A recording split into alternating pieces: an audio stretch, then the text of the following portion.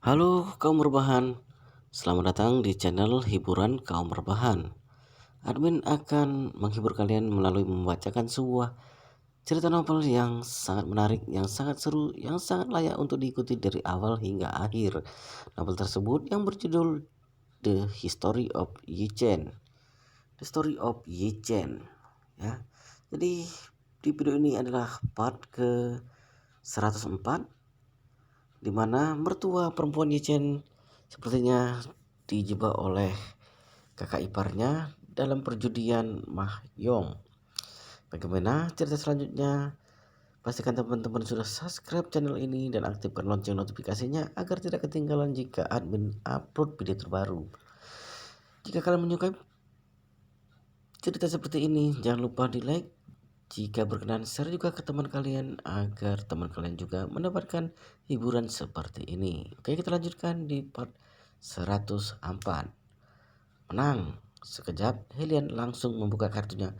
Dengan senang berkata, "Lihat, semua kartuku ini cocok semua. Totalnya 480.000 yuan. Maafkan aku, Manlan." Dalam sesaat, Manlan bagaikan terjerumus ke dalam jurang. Membuang satu kali kartu membuatnya kehilangan 408.000 yuan.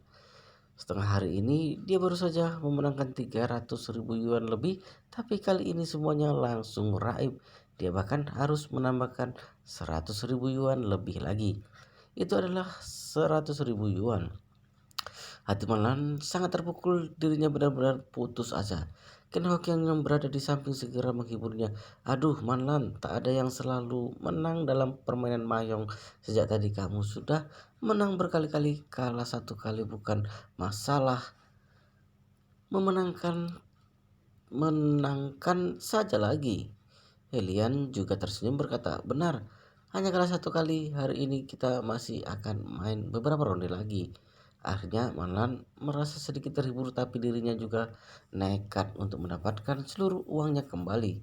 Selanjutnya dia menggunakan m-banking ponselnya untuk mentransfer uang kepada Helian lalu melanjutkan bermain. Namun permainan selanjutnya justru membuat Manlan makin hancur. Semua susunan kartu miliknya begitu jelek, tak hanya kurang kartu yang dimilikinya, tak ada satupun yang bagus, tak ada satupun yang cocok. Susunan seperti ini harus diganti 7 hingga 8 kartu baru punya kemungkinan untuk dirinya benar-benar sudah kehilangan cara. Apa yang harus dilakukan? Tampaknya ketiga orang ini sudah akan menang. Tapi Manlan sama sekali belum mencocokkan satupun kartu miliknya. Sedangkan wajah mereka bertiga begitu berseri-seri, kelihatannya mereka semua mendapatkan kartu yang bagus. Orang yang pertama kali pung adalah Ken Hokian, selanjutnya Helian dan Niu Guimin. Melihat permainan ketiganya berjalan begitu lancar, Manlan sangat gelisah. Dia takut sekali akan mengambil langkah yang salah. Dia juga takut salah satu dari mereka akan langsung memenangkan pertandingan ini dari kartu yang dikeluarkannya. Manlan memandang susunan kartunya yang tak memiliki harapan sedikit pun. Dia makin gundah. Saat itu juga dia menjulurkan tangannya dan mengambil kartu dengan gambar seekor ayam. Dia yakin 80% bahwa kartu itu aman. Makanya dia langsung membuangnya keluar dan berkata, "Gambar ayam, kalian pasti tidak membutuhkannya, kan?" Nugimin yang berada di samping dengan gembira berkata, "Haha, aku menang. 7, cocok." Kenokian juga berkata dengan penuh rasa bersalah, "Ah, aku juga." Di saat yang sama, Helian tersenyum berkata, "Wah, aku juga 13, cocok." Manon memandang susunan kartu dari ketiga wanita itu. Ternyata semuanya membutuhkan kartu ayam tadi. Ternyata kali ini dia rugi besar. Benar-benar gawat. Dalam permainan ini sekejap Manan langsung kalah 1.800.000 yuan. Sekujur tubuh Manan terasa berputar, kepalanya merasa pusing. Ada apa ini? Kenapa mendadak langsung kalah 2 ronde berturut-turut, bahkan langsung kalah 2 juta yuan lebih? Sungguh menyedihkan. Terlebih lagi kini Manlan tidak punya banyak uang lagi. Saldo yang dimilikinya Saat ini juga tinggal 2 juta yuan lebih. Kalau dihitung-hitung sekarang uangnya hanya tersisa 200-300 ribu yuan. Dalam hati Manlan sedang menangisi nasibnya, tapi Nugumin sudah mendesaknya. Manlan, selesaikan dulu transaksinya, baru kita bisa lanjut ke ronde berikutnya. Ketika mendengar bahwa dirinya harus membayar, wajah Manlan tampak sangat suram sekali. Bayar harus langsung membayar 1.800.000 yuan. Dia mana mungkin rela membayarnya. Mereka bertiga saling berkontak mata. Ken Hokian tetap menghiburnya. Dia pun berkata, Manan, hanya kalah 2 ronde, bukan masalah besar. Jika nasibmu bagus, kamu tinggal memenangkan 2 ronde lagi. Jika sekarang kamu tidak lanjut main lagi, kamu tidak akan bisa memenangkan kembali kekalahanmu tadi. Setelah mengatakannya, dia juga lanjut berkata, terakhir kali kami bermain, New Guimini juga kalah 2-3 juta yuan. Pada akhirnya di ronde-ronde terakhir dia justru memenangkan kembali 2 juta itu. Kemudian dia juga menang 2 juta yuan lagi. Bukankah itu adalah keuntungan yang besar? Walaupun maksud Ken Hokian adalah memenangkan perasaan Manlan, menenangkan perasaan Manlan, namun sebenarnya saat ini hati Manlan sudah sangat hancur. Sejujurnya Manlan memang memiliki teknik tertentu saat bermain mahjong, tapi perasaannya sangat memengaruhi kelangsungan permainannya. Misalnya dirinya yang begitu senang karena berhasil menyusun kartunya dengan sempurna, tapi apabila mendadak ada orang lain menahan kartu yang diinginkannya, maka suasana hatinya akan berubah drastis dan kacau. Dirinya bahkan ingin menjotos orang tersebut. Manan tersusah payah memenangkan 3 ronde dengan total 300.000 yuan lebih, namun dalam sekejap dirinya langsung kalah 2 ronde dengan kerugian yang besar. Tentu saja dia sangat sedih. Selain kehilangan 300.000 yuan yang dimenangkannya tadi, kini dia bahkan harus kalah 2 juta yuan lebih. Bukankah ini sama dengan kehilangan uang tabungan untuk sisa hidupnya? Seumur hidup, Manan tidak pernah menghasilkan uang yang banyak. Suaminya juga tidak memiliki pekerjaan yang tetap, maka dari itu dapat membuang sebanyak 2 juta yuan adalah hal yang sangat sulit untuk dilakukan. Dulu ketika membeli saham P2P, dirinya juga hampir kehilangan segalanya. Untung ada Yichen yang membantunya. Makanya segala modal serta bunga depositnya juga bisa didapatkannya kembali. Kemudian Malan bahkan menipu putrinya sendiri dan mengeluarkan deposit sewa rumahnya sebanyak 100.000 yuan lebih, ditambah lagi dengan hasil kerja keras Xiao Changkun dengan menjual barang antik yang tak seberapa itu. Jika ditotalkan secara keseluruhan, nilainya adalah 2 juta yuan tersebut. Pada akhirnya, 2 ronde permainan ini telah membuat seluruh simpanannya raib. Lian melihat wajah Manlan yang pucat itu, dia sengaja menghasutnya. Manlan, kamu masih ingin main atau tidak? Jangan-jangan kamu sayang dengan uangmu itu. Hanya 2 juta yuan lebih. Kamu bahkan sanggup membeli villa Elite Thompson kelas atas itu. Bagimu uang sekecil ini pasti hanya uang receh kan? Main, tentu saja aku harus main.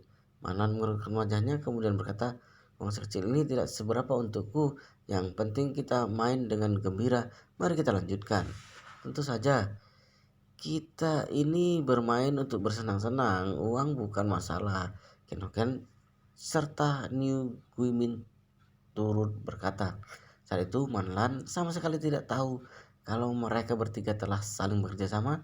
Sejak awal mereka bahkan sudah membuatnya masuk ke dalam perangkap mereka yang sempurna. Meja mahjong otomatis ini mengkocok seluruh kartu sesuai dengan permintaan yang diterapkan pada mesinnya. Bahkan mesin tersebut dapat mengatur kocokan dadu yang dilempar. Dengan demikian, Helian dapat mengatur setiap susunan kartu seseorang sesuai dengan keinginannya. Mulanya Malan selalu mendapatkan susunan kartu yang begitu sempurna, tapi sejak awal kartu nilai 60.000 serta 90.000 sudah dibagikan kepada 3 orang lainnya. Oleh sebab itu, kartu Manlan telah berada di jalan buntu. Asalkan mereka bertiga tidak mengeluarkan kartu yang diperlukannya, maka Manlan tidak akan bisa memenangkan pertandingan tersebut selamanya. Namun Manlan sama sekali tidak mengetahuinya. Setelah dia mendapatkan susunan kartu yang sempurna, dia sangat yakin bahwa dirinya tinggal selangkah lagi menuju kemenangan. Dengan motivasi sedemikian rupa, Manan pun terus melanjutkan permainan dengan hati yang penuh percaya diri. Kemudian Helian menggunakan ponselnya untuk mengendalikan mesin Mahyong tersebut, membuat Manan kewalahan. Manan memang memenangkan 2 ronde, tapi semua berjalan dengan sangat rapi. Tidak ada perkalian ganda langsung menang dalam satu putaran. Oleh sebab itu, dalam 2 ronde tersebut Manlan hanya memenangkan ratusan ribu yuan secara keseluruhan, sama sekali tidak sebanding dengan kekalahan di ronde-ronde terakhir. Perasaan Manlan menjadi tak karuan. Dalam 2 ronde dirinya langsung kalah 2 juta yuan lebih, sedangkan 2 ronde sebelumnya dia hanya menang ratusan ribu yuan. Ini benar-benar menyedihkan. Kenapa dirinya tidak bisa memenangkan uang dengan jumlah yang sama? Saat memikirkannya, Manlan mengertakkan rahangnya. Dia bertekad untuk mengalahkan ketiga wanita itu, mendapatkan uangnya kembali. Permainan pun dilanjutkan. Kali ini Manlan langsung memiliki 3 set dengan 3 kartu yang cocok. Selain itu, dia juga memiliki sepasang kartu merah bulat. Ketika melihatnya, Manlan benar-benar tercengang dibuatnya. Kali ini susunan kartu Manlan lumayan bagus. Dia memiliki 2 jurus unggulan dalam ronde tersebut. Bila dirinya mampu memenangkan, maka dia akan menang berkali lipat. Itu akan menjadi nilai kemenangannya yang terbesar. Seandainya selanjutnya Manlan mendapatkan kartu yang diinginkan, maka dia akan meraih kembali 2 juta yuan miliknya. Saat memikirkannya, dirinya penuh dengan semangat. Dia pun mulai memusatkan konsentrasinya pada permainan tersebut. Menurutnya, presentasi keuntungan kali ini termasuk lumayan. Walaupun dia tidak bisa mengambil kartu yang diinginkannya, setidaknya dia masih bisa menunggu kartu buangan dari pemain lain. Namun dirinya sama sekali tidak tahu kalau permainan ronde ini juga telah dipersiapkan oleh Helian dan yang lainnya. Seluruh kartu yang diinginkannya berada di tangan New Guimin. Dengan kata lain, ini semua sama dengan permainan sebelumnya. Manlan tidak mungkin bisa memenangkan pertandingan ini. Setelah menunggu selama beberapa putaran, Manlan yang menunggu kartu harapannya tetap tidak mendapatkan apa-apa. Pada akhirnya Helian selesai dengan susunan kartunya. Dia membuka sambil tertawa. Wah, aku menang lagi. Kali ini semuanya komplit, totalnya 480 ribu yuan. New Guimin memeriksa kartu milik Helian tadi. Dia segera berkata, hei kalian, kartumu ini salah. Kamu sudah berhalusinasi. Oh, benar juga. Helian bertepuk tangan dengan gembira. Kalau begitu, tambah 80 ribu yuan lagi. Totalnya 560 ribu yuan. Kepala Manan terasa pusing. Mulanya uang di bank miliknya sudah tinggal 200 ribu yuan lebih. Jika kali ini dia kalah 560 ribu yuan, dia tidak mungkin bisa membayarnya. Manan pun menarik Ken Hokian dengan pelan bertanya, kakak ipar, jujur uangku sudah tidak cukup lagi. Bisakah kamu meminjamkan sedikit uang padaku? Dalam hati Ken Hokian sangat puas melihat penderitaan Manlan, tapi dari luar dia berkata dengan penuh kecewa, adipar, aku juga tidak ada. Kamu juga tahu bagaimana keadaan keluarga Xiao. Manlan segera membalas, benarkah?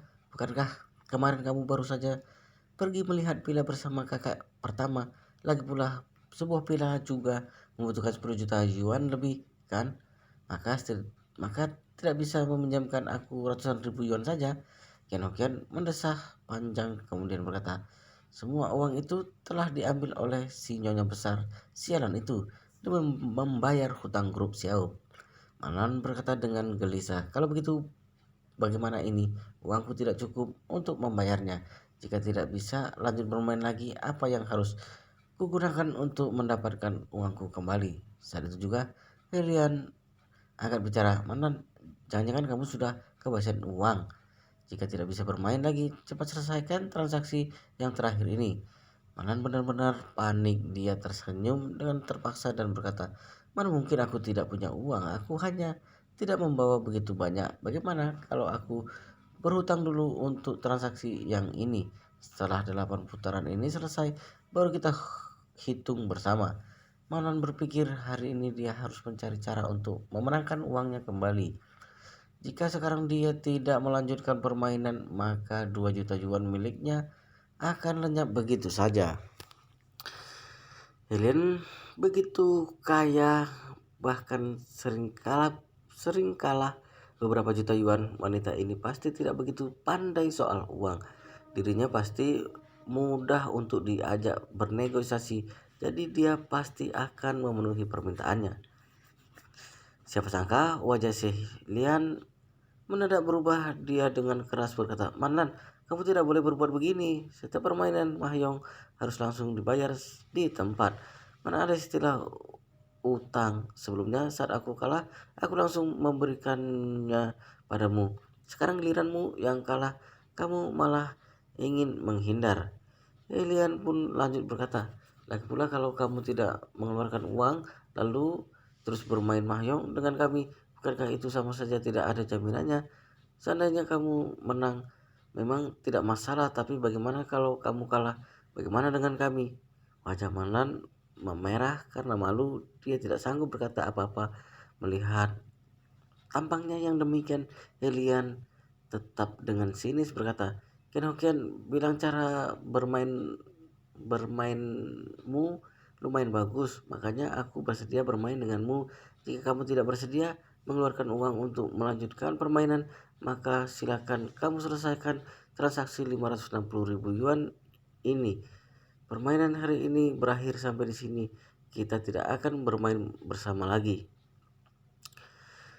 Kini Manlan sudah terjerumus sepenuhnya ke dalam jurang. Dia sama sekali tidak mengira bahwa dirinya sudah masuk ke perangkap yang dipersiapkan oleh mereka bertiga. Di pikirannya, dia hanya ingin segera mendapatkan uangnya kembali. Oleh sebab itu, ketika Helian mengatakan dirinya tidak ingin bermain lagi, Manlan langsung panik. Dia pun berkata, "Kenapa berhenti bermain? Bukankah sudah bilang akan bermain 8 putaran? Ini baru 3 putaran." Helian dengan jengkel berkata, "Bukannya aku tidak ingin bermain denganmu, masalahnya kamu sudah tidak punya uang lagi." Usai mengatakannya, Helian melanjutkan, "Begini saja, aku akan mengalah. Kamu selesaikan dulu transaksi yang ini, kemudian kita bermain taruhan yang lebih kecil. Bagaimana dengan 1.000 yuan atau 100 yuan? Pokoknya aku akan tetap menemanimu bermain." 1.000 atau 100 yuan, Manlan sudah kehilangan kendali. Dia pun berkata, "Mana boleh begitu, dengan taruhan sekecil itu, kapan uangku akan kembali?" Helian dengan pasrah berkata, "Kalau kamu ingin lanjut main yang 10.000 yuan, kamu harus membayar uang yang ini dulu. Jika tidak, aku tidak akan bermain lagi. Hari ini sampai di sini saja." Ken Hokian buru-buru melerai mereka. "Kalian, saat ini uang di tangan Manlan benar-benar tinggal sedikit. Kita semua adalah teman. Bagaimana kalau kamu membiarkannya satu kali ini saja?" Saya mengatakannya, Ken Hokian tidak lupa untuk mengedipkan mata pada Helian. Sekejap Helian pun menanggapinya. Dia pun berkata, "Begini saja, karena kepercayaanku pada Ken Hokian, kamu boleh mengambil benda lain untuk dijadikan jaminan atau digadaikan padaku." Ketika mendengarkannya, Manlan seakan mendapat setitik harapan. Dia segera berkata, "Rumah yang kutinggali saat ini punya 3 kamar, setidaknya bernilai 2 juta yuan. Aku akan menggadaikan rumahku kepadamu. Apakah itu sudah bisa?" Tentu, Helian baru saja dengan berkata, "Tapi kamu harus mengeluarkan surat akte rumah padaku, kemudian menuliskan sebuah surat jaminan padaku." Manlan pun menjawab, "Baik, kalian tunggu aku dulu, aku akan kembali untuk mengambilnya." Setelah mengatakan, Manlan segera beranjak berdiri dan hendak pergi. Helian menahannya sambil berkata, "Hehe, jangan buru-buru. Manlan, transaksi 560.000 yuan itu belum kamu berikan padaku." Manlan melirik saldo bank di m-banking miliknya. Dia hanya memiliki 260.000 yuan. Akhirnya dirinya pun berkata, kalian di tempatku sekarang hanya ada 260.000 yuan. Aku transfer dulu padamu, sisanya tunggu aku ambil surat akta rumahku kemari dulu. Selanjutnya kamu bisa memotongnya dari uang hasil jaminan itu, boleh kan? Tentu boleh. Helian lanjut berkata, kalau begitu kamu tulis dulu bon hutang sebanyak 300.000 yuan padaku, baru kamu boleh pergi. Jika tidak, apabila kamu pergi dan tidak kembali lagi, siapa yang akan membayar 300.000 yuan ini kepadaku? Benar tidak? Saat ini Manlan hanya ingin segera mengambil surat akte rumahnya kemari, kemudian lanjut bermain dengan mereka hingga dirinya menang kembali. Makanya ketika dia mendengar perkataan tersebut, dia menganggukkan kepalanya tanpa ragu. Baik, aku akan menuliskannya. Helian segera mengambil kertas serta pen. Manlan menulis surat utang sebanyak 300.000 yuan di atasnya, kemudian membubuhkan cap jempol di atas kertas tersebut. Setelah itu Helian baru memperbolehkannya pergi. Manlan langsung keluar dari Thomson kelas atas, kemudian segera menyetir menuju rumahnya. Menurutnya saat ini putrinya pasti sibuk bekerja di perusahaan. Suami serta menantunya pasti masih mengikuti acara reuni. Jika dia segera mengambil surat akte rumah dan kembali lagi kemari, waktunya pasti masih sempat untuk mengembalikan semuanya seperti semula. Dalam waktu yang singkat, Manan pun mengambil surat akte rumahnya dan kembali ke villa tersebut. Setelah menerima surat akte rumah Manan, Helen segera mencari laporan harga kawasan rumah bekas tersebut. Dia menyadari bahwa harga rumah tersebut baru 1.800.000 yuan. Dia dengan serius berkata, Manan, rumahmu ini cuma dihargai senilai 1.800.000 yuan. Biasanya pihak bank hanya memberimu pinjaman sebanyak 90% dari benda yang kamu gadai. Jadi jika kamu menjaminkannya padaku, kamu hanya ada mendapatkan 1.620.000 yuan. Malan hanya ingin segera melanjutkan permainan tersebut agar dirinya bisa memenangkan uangnya kembali. Dia pun berkata, kalau begitu semua uang itu kuberikan padamu, sisa utangku sebanyak 300.000 yuan juga dipotong saja dari sana. Jadi kalau tinggal memberiku 1.320.000 yuan lagi, kemudian kita lanjut bermain. Bagaimana menurutmu? Helen membalas, boleh juga, tapi sebelum itu kita harus menekan sebuah surat perjanjian terlebih dahulu. Apabila kamu kalah dan tidak ingin mengakuinya, aku harus meminta uang itu dengan siapa? Malan dengan buru-buru berkata, kalau begitu ayo cepat lakukan. Bila sudah selesai kita bisa langsung main. Selanjutnya setelah Helian dan yang lainnya menyelesaikan surat perjanjian sekaligus cap jempol, Helian mengeluarkan ponselnya lalu mentransfer uang senilai 1.320.000 yuan pada Manan. Helen sama sekali tidak peduli akan hal tersebut sebab dia tahu uang tersebut hanya numpang lewat di rekening Manan. Sebentar lagi uang itu pasti akan kembali ke tangannya. Saat itu juga Manan membulatkan tekadnya. Kali ini dia benar-benar harus membuat semua uang serta keuntungannya.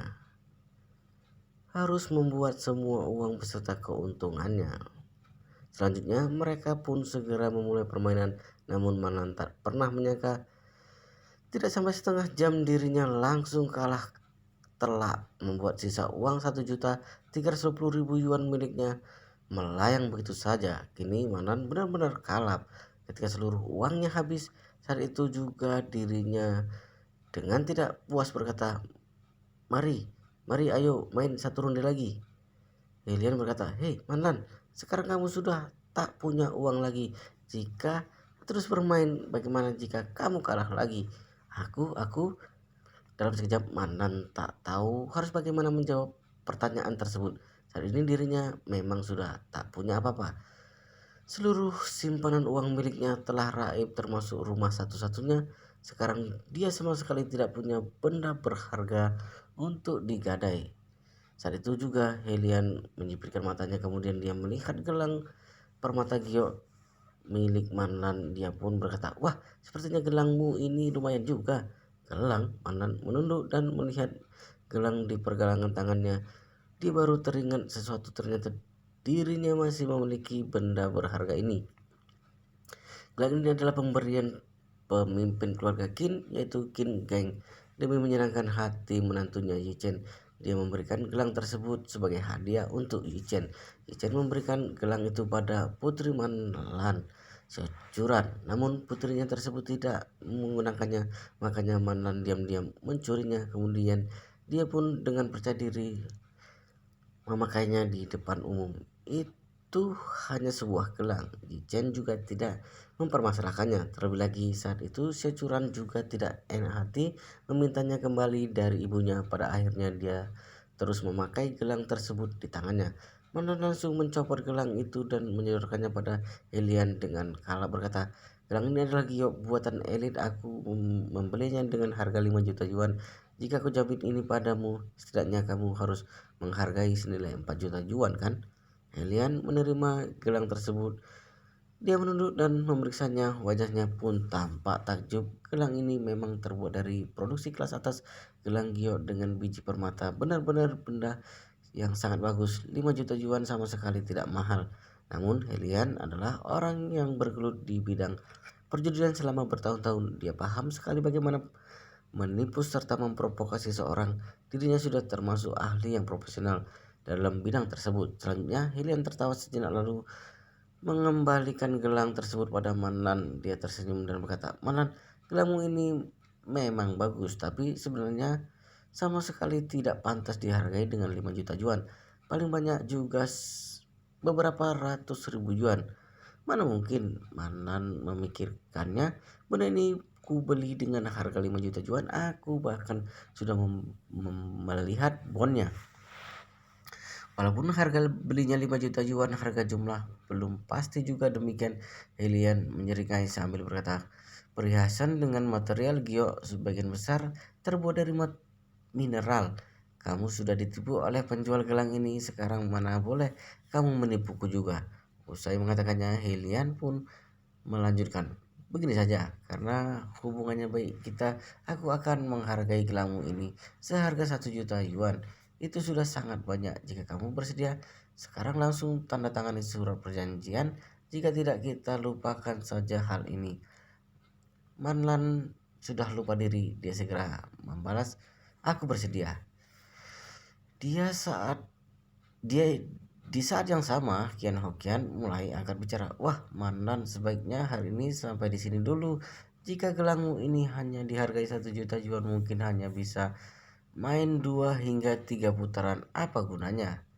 Saat Helian mendengarnya, dia juga mengangguk dan berkata, "Benar. Apa kata Kian Hokian? 1 juta memang terlalu rendah. Tidak menarik. Bagaimana kalau kita bermain di lain waktu saja?" "Tidak bisa." Sekejap Manlan langsung gelisah. Dia pun berkata, "Kalian kira aku sudah tidak punya uang lagi? Katakan kepadamu, diriku masih punya sebuah villa di Thomson Glass atas ini A05 yang senilai 130 juta yuan. Ken Hokian buru-buru berkata, "Aduh, bukankah villa itu milik Yi Chen? Memangnya kamu mampu mengendalikannya?" Malan benar-benar sudah kalap. Dia pun membalas, "Tentu saja bisa, kenapa tidak? Dia adalah menantuku. Tiba saatnya jika dirinya berani menolak, aku akan mati di hadapannya." Wow, apakah yang akan terjadi selanjutnya, guys? Tapi di part ini cukup di sini dulu. Kita lanjutkan di part berikutnya, di video berikutnya. Jangan lupa subscribe dan aktifkan lonceng notifikasinya agar tidak ketinggalan update terbaru dari channel ini. Jika kalian menyukai cerita seperti ini, jangan lupa like. Jika berkenan, share juga ke teman kalian agar teman kalian juga bisa mendapatkan hiburan seperti ini. Oke, kita lanjutkan di part berikutnya, di video berikutnya.